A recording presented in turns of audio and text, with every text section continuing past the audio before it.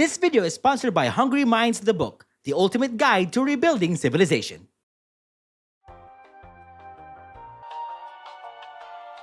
Hello. Hiya, Roald Dahl. Welcome. How can I help you? Just stopping by to grab my dry cleaning. Oh, right.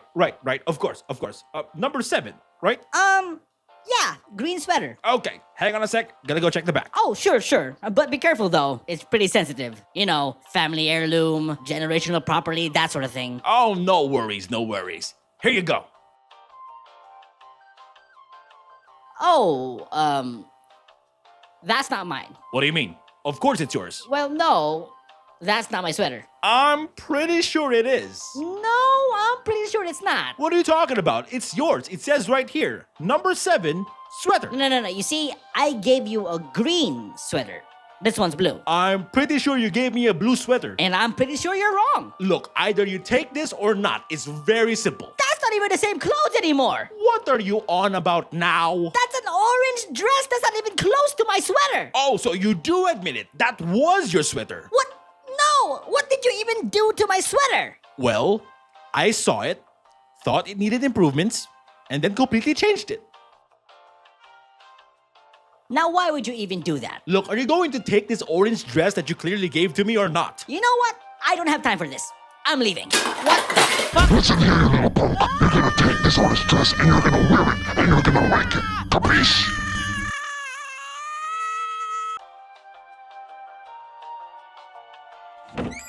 Hello. Archie Comics, welcome. Boy, do I have some changes for you. Ever thought of changing your name to Riverdale?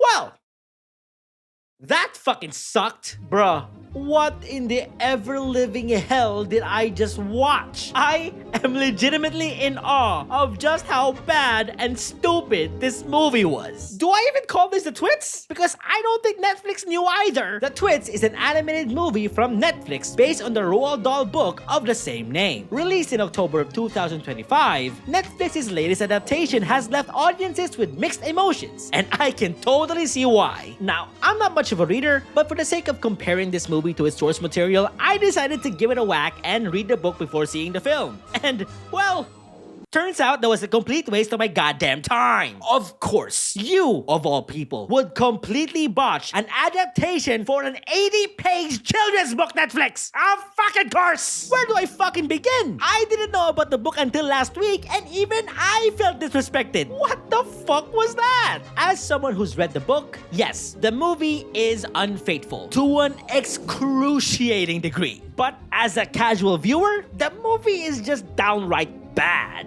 It was boring, bland, uninteresting, and full of underdeveloped characters. And butt jokes. A lot of butt jokes. I have a lot to say about this movie, so why don't we just go ahead and jump right in? What exactly did Netflix do to this classic story that had the audience completely divided? Well, let's find out. This is Netflix's The Twits.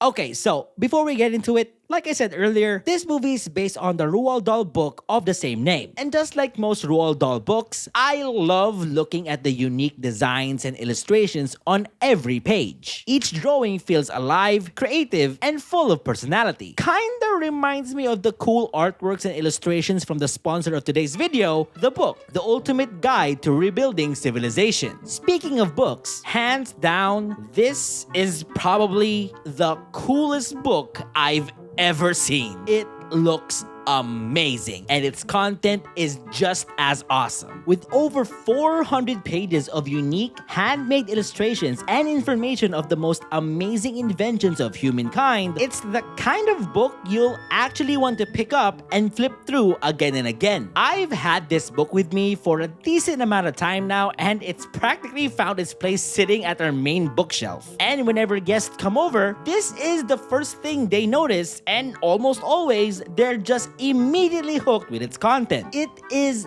the ultimate conversation starter. Pretty much the perfect gift idea for anyone with a hungry mind. See what I did there? But as my personal favorite, there are hundreds of incredible and mind-blowing illustrations in every page. I just love how colorful, creative, unique, and detailed all the drawings are in here. It's insane. It is also a top project in Kickstarter and Hungry Minds bestseller, including raving reviews. Built around a unique and compelling concept, The Ultimate Guide to Rebuilding Civilization isn't just an ordinary history or science book, it's an experience. If you want to grab your own copy of the book, The Ultimate Guide to Rebuilding Civilization, click the link below or scan the QR code right here and use code BRIAN10 for 10% off your purchase. And special thanks to Hungry Minds Publishing for sponsoring this video.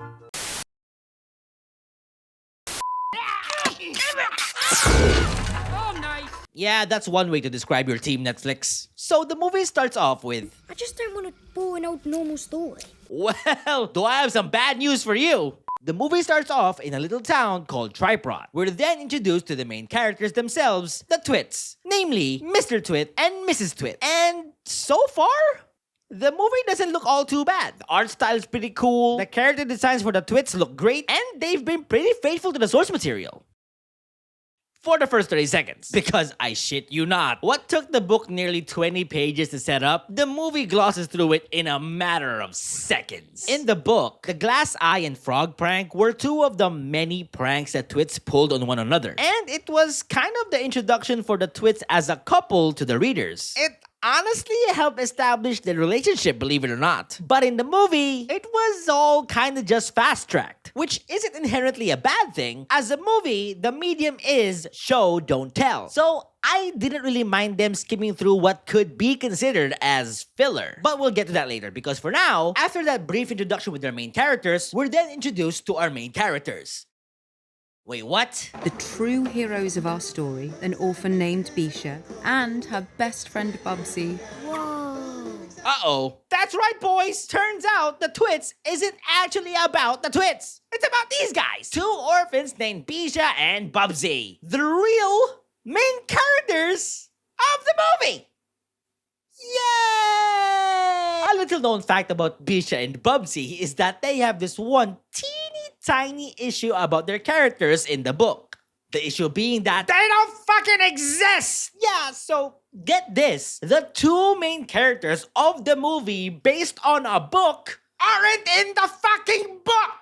When the hell did that fucking happen? Yeah, Beesha and Bubsy are two completely original characters specifically made for this movie. And look, I get it. It's an adaptation. There are bound to be changes. Storylines get altered. Some characters might get cut. Some characters might get added. That's showbiz. But those cases usually happen with supporting roles. Netflix does something that I have never seen any other adaptation do before. And that's completely switching the main characters. And with characters that aren't even in the book, mind you. Beesha and Bubsy completely hijack the story and absolutely derail it from ever being even remotely close to the source material. Everything you know about the book, out the window. Oh, I'm sorry. You wanted a feature film about Roald Dahl's most popular comedically evil duo? Well, fuck you. Here's generic movie number 552. Yeah, so it's kind of hard to miss where the audience start to peel off a bit, because the movie from here on out is nothing like the book. Apart from a couple of scenes here and there referencing a line from the source material, the movie outright sprints off to a completely different direction. Instead of focusing on the Twits, our attention immediately gets shifted to the two kids and this orphanage. It's such a weird pivot for the writers to take. I've never seen a main character get completely shoved out of their own movie by an antagonist the film just made up. Imagine if this kind of shit happened to a character like Matilda. Like, instead of focusing on her and her powers, we're just forced to watch a movie about her classmate named Baron who ate glue all day. It just doesn't make any sense. It also doesn't help that Beesha and Bubsy are just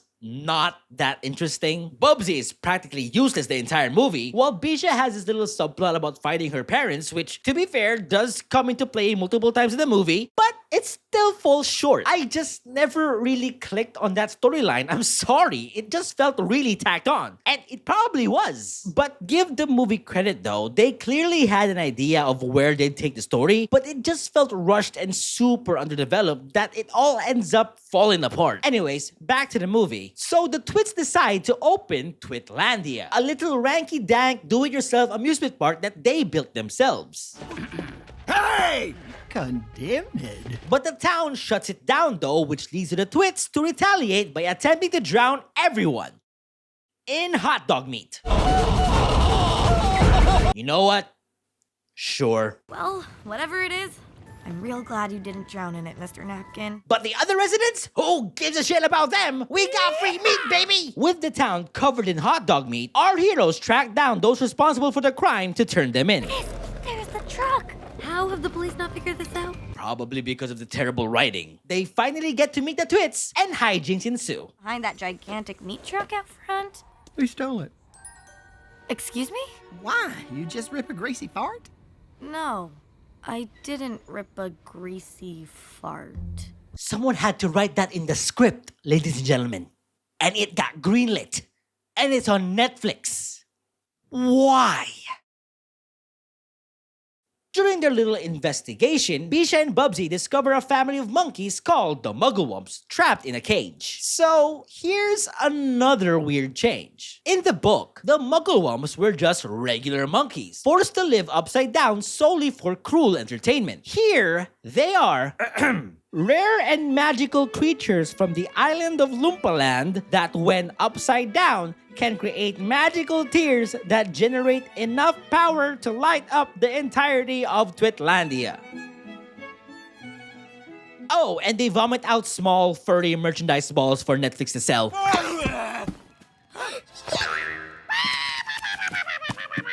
Neat. So, Beesha and Bubsy rescue the Muggle-Wumps, and from here on out, the movie solely focuses on the Twits going to ridiculous lengths to take them back. They go from bribery, to trespassing, to kidnapping, and all that shit. And mind you, they're doing all this against orphans, which, in paper, sounds hilarious. It's not in the book, but it's a pretty funny concept. It's just too bad that the movie doesn't really execute it all that well. Yeah, the movie really drags in the first half. Like, the pacing is so inconsistent, it's infuriating. But one thing I do like about the movie though is how persistent they made the Twits look. They find out that they can't take the Muggle-Wumps out of the orphanage without the approval from the mayor. So, get this, the Twits run for mayor. I don't know where the story is going, I just want to go home. The Twits are running for mayor? Don't worry, Mr. M. Grown-ups are dumb, but they're not dumb enough to vote for a Twit.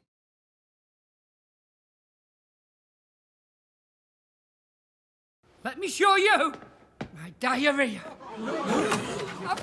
This diary. Diorama. What? I have this diorama. That's disgusting. And a secret best kept between you, your bum, and the toilet. Jesus Christ, you had a good joke, but you just had to immediately run it to the ground. Fuck you! So after the debate on what seemed to be only a 5-minute long setup for a fart joke, the Twits win the election and become mayor. Now, in this part of the movie, everything kinda starts to go off the rails, so try to stick with me for a second. To take back their Muggle-Wumps, the Twits, as mayor, order the people of ᵒᵒⁿ'ᵗ to, and I am not fucking kidding, to take the entire orphanage and move it to their property. They're literally trying to Patrick Star the goddamn building.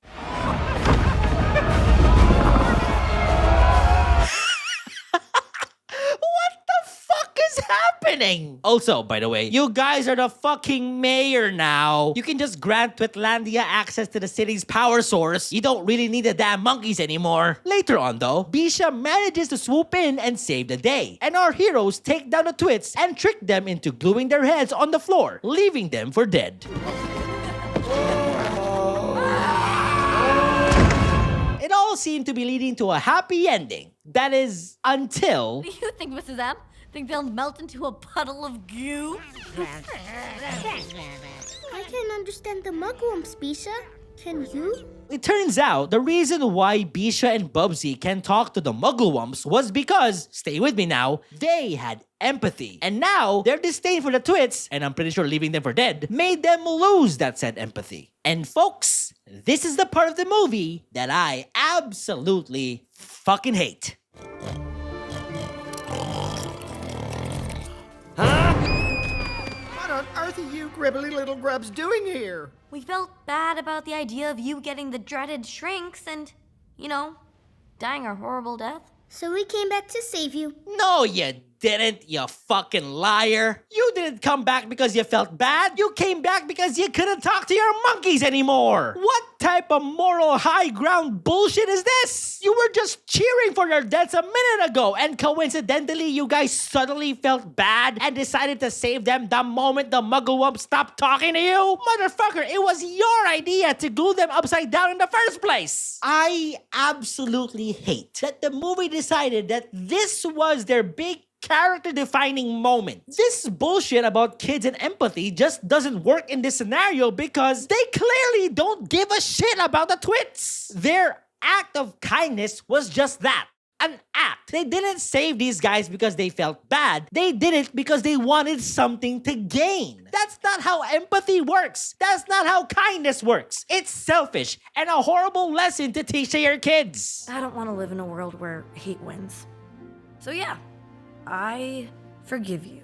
Forgive you? What the fuck are you talking about? I'm sorry, but this scene just doesn't sit right with me. Knowing the fact that you're only there because your monkeys couldn't talk to you. So, with all this talk about empathy and forgiveness and all that, do the Twits finally turn a new leaf and decide to be good? Nope, they don't change at all. So this was all just a fucking waste of time then. The Muggle-Wumps sold the formula for their tears to a multinational corporation. Excuse me, what? They sold out? They didn't give the formula for free? You could have provided power for everyone in the world for free, but you gave it to a corporation instead? Anyways, Beesha and the gang are all together again, everyone's happy, and everything is back to normal, and the Twits fuck off into the sunset.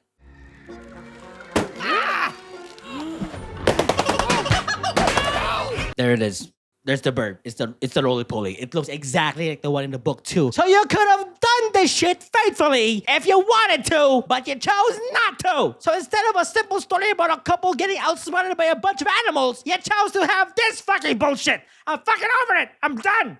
Fuck you.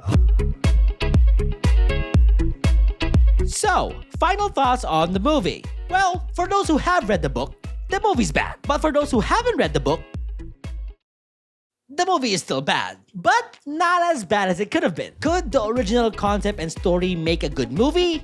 Personally, I think so. Though it is a short story, you can easily build a good enough core to properly adapt it. Movies having a villain as their main character isn't anything new, and stories that surround animals teaming up to fight evil humans have been done countless of times before. The movie had so much potential to be something fun and interesting, and Netflix just had to go in there and completely wreck it. It pretty much takes the characters, abandons the story, and completely beelines it to a completely whole new direction. Though the animation isn't necessarily great, it's still unique, and I low-key like the art style. And some jokes honestly stick the landing for me. But that doesn't really save the movie from being underdeveloped, mostly boring, horribly paced, bland, and excruciatingly uninteresting. I don't see myself giving this a rewatch in the near future, and I definitely wouldn't be recommending this to anyone anytime soon. Netflix's The Twits had potential, but was nothing more than a disappointing hot mess. 4 out of 10, not my cup of tea. Good night.